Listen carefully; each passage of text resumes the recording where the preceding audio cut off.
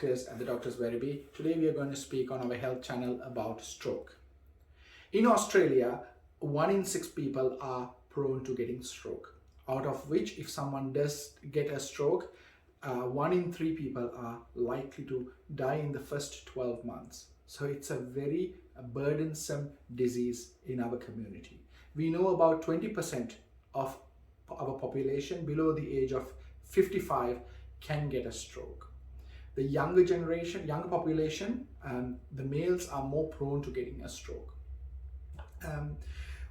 We know that there are few risk factors for getting a stroke. One of the main ones is high blood pressure.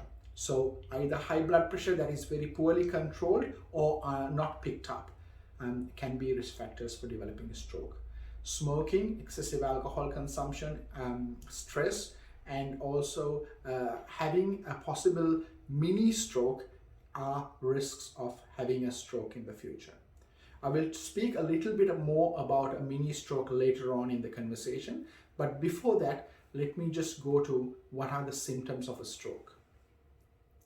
We use a key where we use the word FAST, F-A-S-T, where F stands for the face, changes in the face, A stands for weakness in the arms, S stands for any problems with the speech, such as slurring of the speech. If there is any asymmetry in the face for F, if there is any difficulty lifting the arm and one of the arms falls down, or if there is any problems with their speech, then the T, the time is very critical. If you do notice anyone having such symptoms, either one of them or all of them together, get on the phone, call 000 and get an ambulance and stay with that patient. Either one or a whole lot of symptoms can happen at the same time. Now, one of the things that can sometimes happen is what we call as a mini stroke or a TIA. I said previously that I'm going to talk about that a little bit.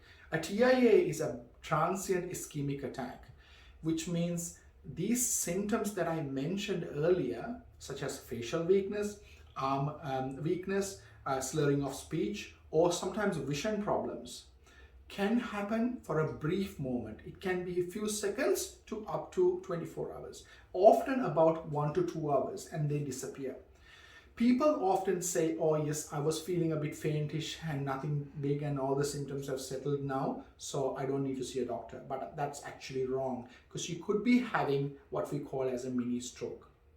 Again, a doctor is best placed in diagnosing this. If the symptoms have eased off, you can see a doctor, but if you're still having persistent symptoms, hospital's the best place. Take them immediately to the hospital. We know that if someone has a mini stroke and the symptoms settle, their risk of having a stroke in the first 7 days is very high, and the risk continues on to up to 30 days. So starting treatment and also doing further investigations is really, really important. So if you do develop any of these symptoms for a brief period, or if any of your loved ones do develop these symptoms even for a brief period, 000, get the ambulance, take to the hospital. That is the key message. We do know that we can prevent a stroke. How do we prevent the stroke? By minimizing the risk factors. So make sure your blood pressure is very well controlled. Make sure if you're on blood pressure tablets, to monitor your blood pressure through your pharmacy or your general practitioner. Take your medications regularly. Never skip never miss pills. If you're smoking, quitting smoking is the best, and your GP is well placed in helping you out.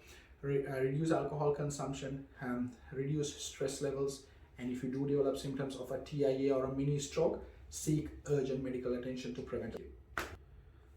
So guys, thank you so much for watching our video today. I hope this was helpful. Again, this is not personal information. This is general health information for all you all to understand. Speak to your own general practitioner or your clinicians to get personalized health information. If you like our videos, subscribe and put a thumbs up.